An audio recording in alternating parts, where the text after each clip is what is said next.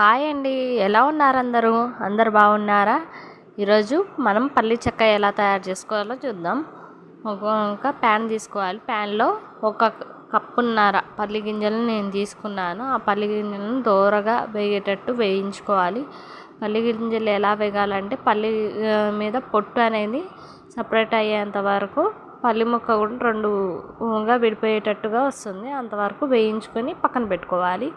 దాని తర్వాత అదే ప్యాన్లో నువ్వులు 2 కప్పులు మనం పల్లీలు తీసుకున్నాం కాబట్టి అరకప్పు నేను నువ్వులు తీసుకున్నాను. నువ్వుల్ని కూడా దోరగా వేయించి పక్కన పెట్టుకోవాలి. నువ్వులు మంచిగా వేగిన తర్వాతకి నువ్వుల్ని కూడా తీసి పక్కన పెట్టుకోండి.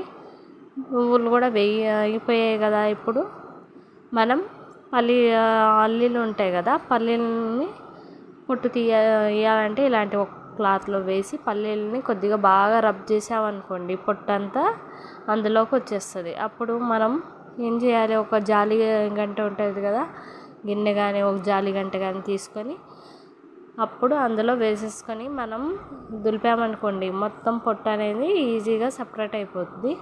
మనకి తొందరగా పొట్టు అనేది విడిపోద్ది. ఏ విధంగా రాలిపోతుంది చూస్తున్నారు కదా. ఇప్పుడు పొట్టు అనేది రాలిపోయింది. పప్పు అంతా మనకి ఎలా అయిందో చూసారు కదా.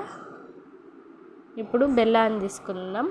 బెల్లం మనం 2 కప్పులు పల్లీలు తీసుకున్నాం అంటే 1 కప్పు బెల్లాన్ని తీసుకుంటున్నాం. బెల్లాన్నిలో అస్సలు నీళ్ళు వేయకుండా అలాగే స్టవ్ మీద పెట్టి మనం కలుపుతూ ఉంటే మనకి ఈ విధంగా కరిగి బెల్లం అనేది వస్తుంది. బెల్లం కరిగిన తర్వాతకి ఇలాచీ పొడి సువాసన కోసం, మంచి టేస్ట్ కోసం ఇలాచీ పొడి వేసుకోవాలి. ఇప్పుడు పాకం వచ్చిందో రాలేదో ఒక గిన్నెలో వేసుకొని ఎమ్మటే చేయి పెట్టి చూడకూడదండి, కాసేపు ఆగాలి. ఆగి చూస్తేనే అప్పుడు అది పాకం మనకి ఏ విధంగా వచ్చిందో తెలుస్తుంది. ఇప్పుడు నేను కాసేపటి తర్వాత చేయి పెట్టి చూస్తున్నా కదా, చూడండి ఎలా విరుగుతుందో. మనకి చిన్న చిన్న ముక్కల కింద అయిపోవాలి. అది అలా విరిగితే మనకు పర్ఫెక్ట్ పాకం వచ్చినట్టు. పాకం వచ్చేసింది కదా. ఇప్పుడు ఇందులో బేకింగ్ సోడా అని వేసుకోవాలి. దాని తర్వాతకి నెయ్యిని వేసుకొని మంచిగా కలిపేయాలి. ఎందుకంటే బయట పల్లి చెక్క ఏ విధంగా ఉంటుందో ఆ విధంగా వస్తుంది. ఇప్పుడు నేను తీసుకున్న నార్మల్ బెల్లమే కాబట్టి నేను ఈ విధంగా వేయాల్సి వస్తుంది. లేదంటే మీరు చెక్క బెల్లం దొరుకుతుంది, అదైనా తీసుకోవచ్చు. ఇప్పుడు కలుపుకున్న తర్వాత పల్లీలు, నువ్వులు, మరమరాలు కూడా వేస్తున్నా. మరమరాలు మెత్తగా అయితే మెత్తగా గాలి తగిలి అయిపోతాయి కదా, అలాంటప్పుడు వేయించుకొని మీరు పక్కన పెట్టుకోవాల్సి వస్తుంది. నాకైతే ఫ్రెష్గా ఉన్నాయి కాబట్టి నేను మరమరాలని కలిపేస్తున్నా. ఇలా కలిపేసుకొని మంచిగా మొత్తం కలిసే విధంగా బెల్లం పాకంలో మంచిగా కలుపుకోవాలి. కలిపేసి ఉంచుకోవాలి. ఇప్పుడు మనం ఒక ప్లేట్కి ముందుగానే నెయ్యిని రాసి పక్కన పెట్టుకున్న ప్లేట్ని రెడీ చేసి పెట్టుకోవాలండి. నేను అది వీడియో తీయలేదు కాబట్టి ఇప్పుడు మీకు చెప్తున్నా. ఇప్పుడు కలిపేసాం కదా, మంచిగా కలిపేసిన తర్వాతకి నెయ్యి రాసింది ఉంది కదా ప్లేట్, ఆ ప్లేట్ తీసుకొని ఇప్పుడు అందులో ఇదంతా వేసేసి సర్దాలి. ఏ విధంగా చేస్తానో చూపిస్తాను. ఇప్పుడు ప్లేట్ తీసుకొని అందులో వేసి చూపిస్తా మీకు. ప్లేట్ తీసుకున్నా, అందులో వేస్తున్నా. మనం ఒక స్పూన్తో కానీ లేదంటే ఒక చపాతీ కర్రకి నూనె కానీ, లేదంటే మన ఇంట్లో ఏదైనా గ్లాస్తో కానీ గ్లాస్కి నూనె కానీ నెయ్యి కానీ రాసి మంచిగా అద్దుతూ ఉంటే అది ఈవెన్గా అద్దుతుంది. మనకి ఒక చెక్క అనేది కరెక్ట్ సైజులో వస్తుంది. కాబట్టి ఈ విధంగా అద్దుకోవాలి. వేడిగా ఉన్నప్పుడే చేసుకోవాలండి, చల్లారిపోతే గట్టి పడిపోతుంది కదా. వేడిగా ఉన్నప్పుడే చేసుకోవాలి దీన్ని.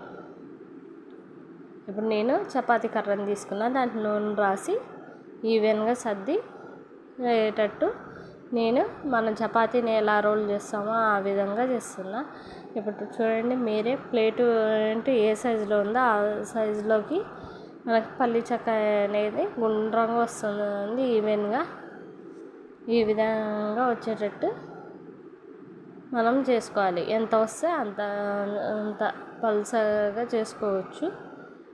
నేను అదే విధంగా చేసుకుంటున్నా. మీరు కూడా కావాలంటే ఈ విధంగా చేసుకోండి, మీకు కూడా ఈవెన్గా వస్తుంది.